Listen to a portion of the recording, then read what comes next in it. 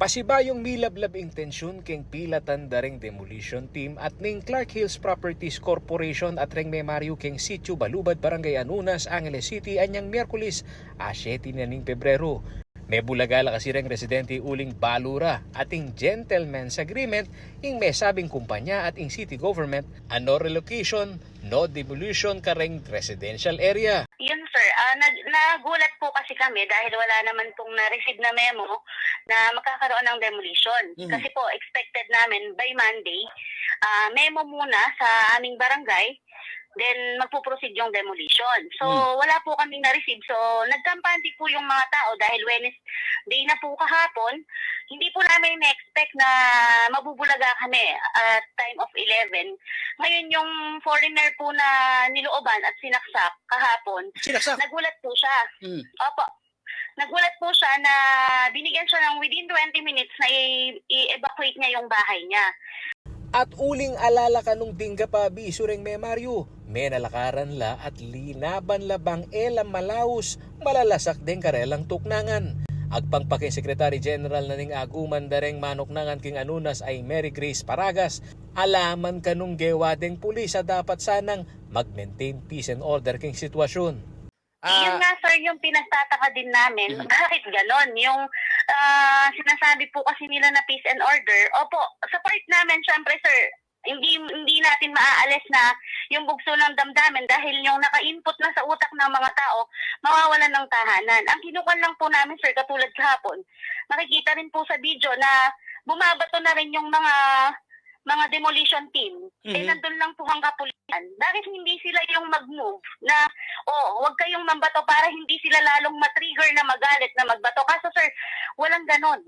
Mayakit mo naman kareng video daring residente ang magdalalang makabang baril, adaralan daring pulis, at bistaman makapustura la reni, tutok ng ding memalen ama marongga antimong pamagdepensa keng karelang lugal.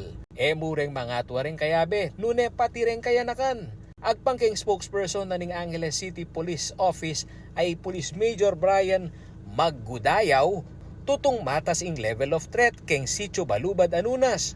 Actually sir, yung level of commotion na nangyari kahapon talagang mataas din po kasi ang daming binatong bote ng alak sa ating actually hindi lang sa mga demolition team kundi sa mga ang sumalo niyan yung mga CDM contingents po natin.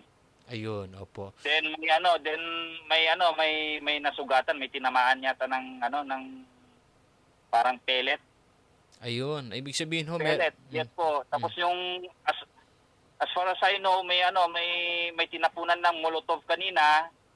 Unfortunately, yung isang kapulisan natin nagkaroon ng hindi ko masabi kung mild degree of burn yung kamay niya. Anyway, sir, Atino kanong reinforcement team reng Police Angeles ibat king Police Regional Office 3 king pamag-execute ning court order agpangking opisyal.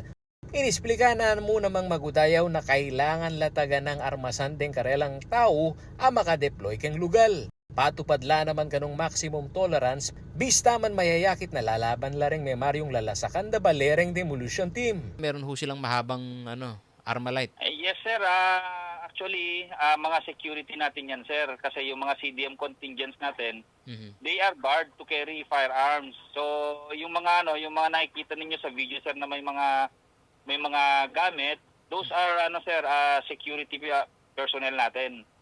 On the part of the PNP to secure naman sir yung mga. Samantala, agpangking legal counsel ning Clark Hills Corporation ay Attorney Hener Hendona alang failure of negotiation na milyari. King meto nga text message sa peralana king CLTV 36 News, sinabi ng Attorney Hendona amanyawad lapang census king LGU barang abalo nung ninulareng dapat midinan relokasyon. Atino rin kanong negosasyon kay Department of Human Settlement and Urban Development bang mitalakad 4-story building amalyaring mag-accommodate 4 aralang pamilya.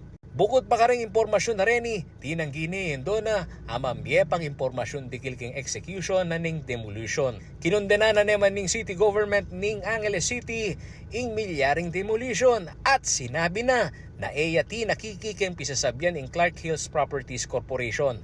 Pauli na nini, dinina na ning upaya ning sangguniang panlunsod ni Mayor Pogi Lasatin asalwane ing city government ing Gabun nung no karin lapakatalakad deng baledarareng memaryo. Agpangking LGU, meging makatuliran ing surprise sa pamaglasak kareng bale nung no karin dakal mga sugat kareng memalen. Ako yung kayong talasuyo ay Paulo G. Santos, ating pusong makabalen.